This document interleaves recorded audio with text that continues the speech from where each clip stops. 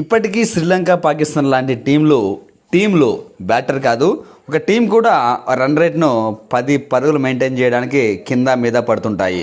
10 మ్యాచ్లు ఆడితే ఒక్క మ్యాచ్లో మాత్రమే అలాంటి టీంలు నెట్ రన్ రేట్ను 10 కంటిన్యూ చేస్తుంటాయి.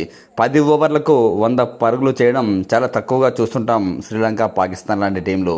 అలాంటిది వైభవ్ సూర్యవంశీ ఒక్కడే 8 ఓవర్లకు 97 పరుగులు చేశాడు. అసలు వినడానికే చాలా ఆశ్చర్యంగా ఉంది, అద్భుతంగా ఉంది. అంతకు మించి నిజంగా ఇది ప్లే ఆఫ్ మ్యాచ్ కాబట్టి సరిపోయింది.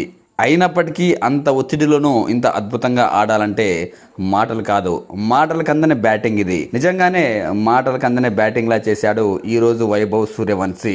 ఈ మ్యాచ్ గెలిస్తేనే రాజస్థాన్ రాయల్స్ సెకండ్ మ్యాచ్ ఆడగలదు. అలాంటి ఒత్తిడిలోనూ సూర్యవంశీ తన బ్యాట్ పదును ఎక్కడా తగ్గించలేదు, తన బ్యాట్ స్పీడ్ను ఎక్కడా తగ్గించలేదు. ఒకే బ్యాటింగ్, ఒకటే టెంపో.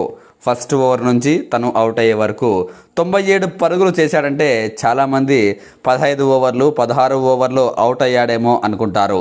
కానీ 7వ ఓవర్ చివరి బంతికి అవుట్ అయ్యాడు. అప్పటికే చేయాల్సిన విధ్వంసం మొత్తం చేశాడు. జస్ట్ 29 బంతుల్లో 97 పరుగులు అంటే తన స్ట్రైక్ రేట్ ఆల్మోస్ట్ 350కు కాస్త అటు ఇటుగా. ఇది ఒక అసాధారణ batting, no doubt about. First over Pat Cummins బౌలింగ్లో సిక్సర్తో మొదలెట్టాడు విధ్వంసాన్ని.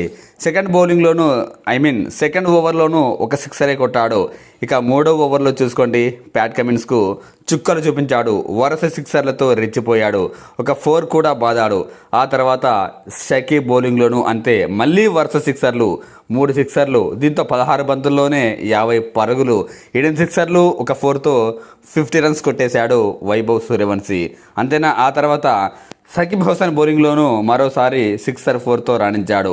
ఇక 7వ ఓవర్లో ప్రబుల్ హింగేక్ అయితే చుక్కలు నిజంగానే చూపించాడు అనుకోవచ్చు.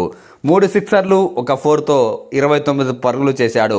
దీంతో రాజస్థాన్ రాయల్స్ రన్ రేట్ ఎక్కడా కూడా కనీసం 13 పైగానే కొనసాగింది ఇతని బ్యాటింగ్ దెబ్బకు.